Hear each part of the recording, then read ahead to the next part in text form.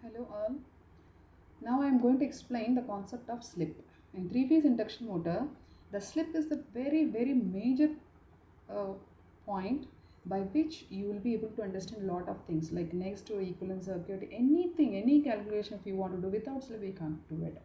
Okay, so slip is a very important parameter and it is very important to understand the concept. So let us see what is slip.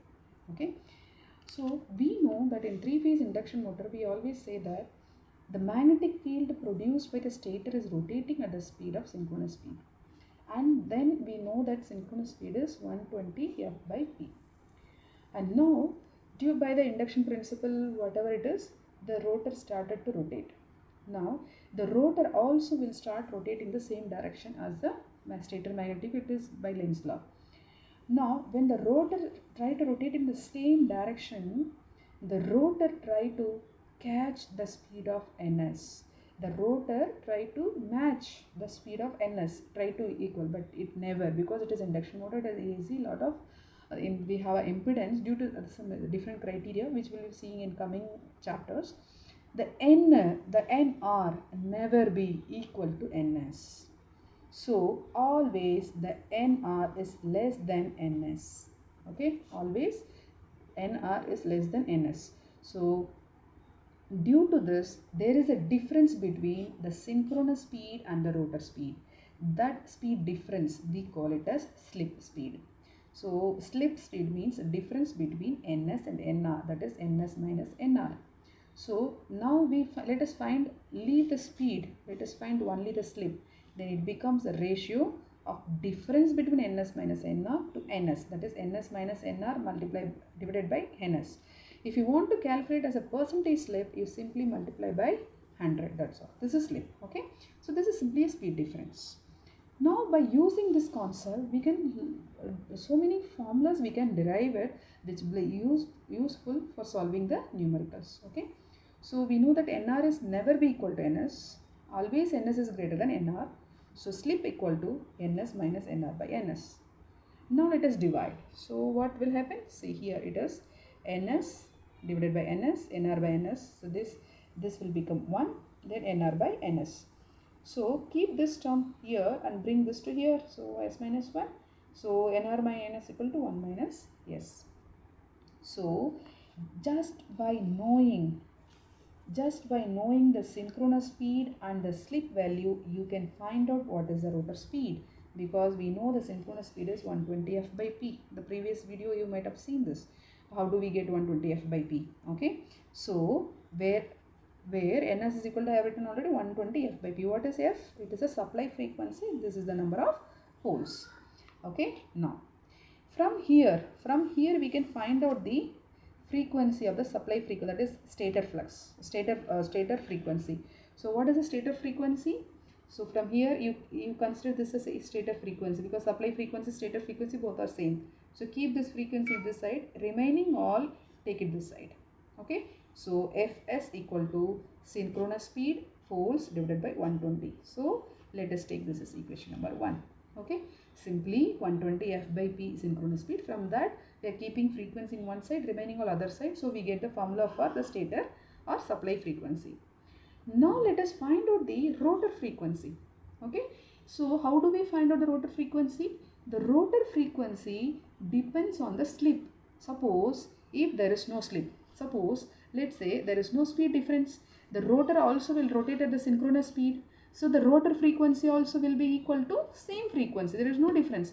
But since there is a speed difference, there is a term introduced, that is slip. That slip only decides the value of the rotor speed.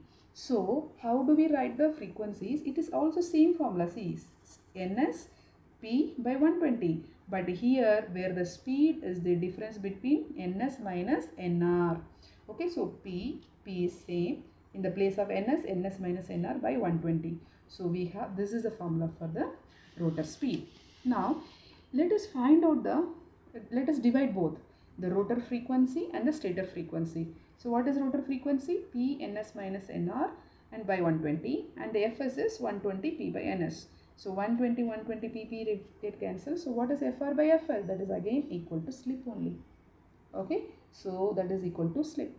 From here we can say Fr equal to Fs into S. It means if we have three-phase supply, suppose if we give the 50 hertz frequency, now if let's say the slip we have 0.2. Okay, so what will be the rotor frequency? Rotor frequency equal to 50 hertz multiplied by 0.2. So whatever the answer is coming, this is the frequency of the rotor speed.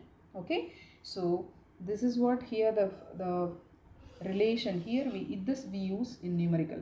Rotor frequency, that is Fr, is equal to supply frequency or stator frequency multiplied by the value of slip. Okay, so you all should know all these equations, like by using this we'll be solving the numerical, and by using this also we'll be solving the numerical. Now some different concept let us learn. A simple thing.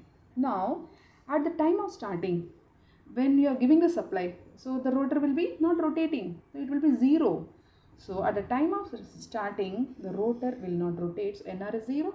That time what will be the slip value? So we know NS minus NR by NS. So in the place of NR it will be 0. So NS by NS.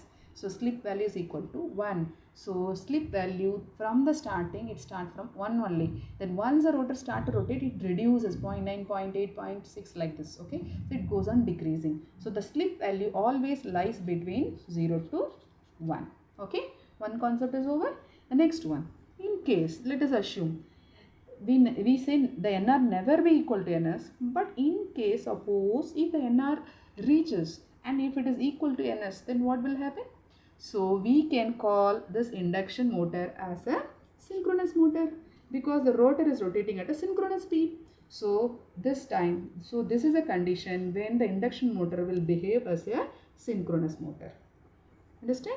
Now the next point, we always say that for induction motor NR is lesser than NS, but in case for assume that if the NR is greater than NS, what does it mean? So it means we have the synchronous speed, we have the magnetic field. In the magnetic field, our rotor is rotating. So whenever the conductor rotates in the magnetic field, it cuts the magnetic field, EMF is induced. So it is a generator principle. So when the NR becomes greater than NS, now the induction motor will behave as an induction generator. Okay, now when it is behaving as an induction generator, your slip value goes in negative. S will not be in positive. Okay, so for induction motor, S values, the slip value is in positive.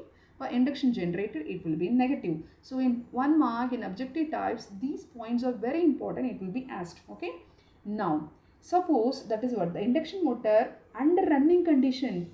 So here we know the slip is equal to 1 at the starting when there is no when it is not running. But under running condition, always NS will be NR equal to NR. Always there is a presence of slip and the slip value always positive.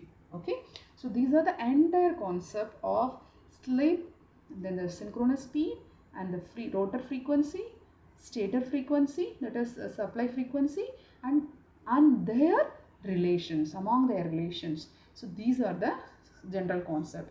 So if you know this, remaining when in coming chapters, what are the numericals will be solving it will be very easy for you to understand. Thank you for watching. I hope you understood. If you like it, please share and subscribe. Thank you.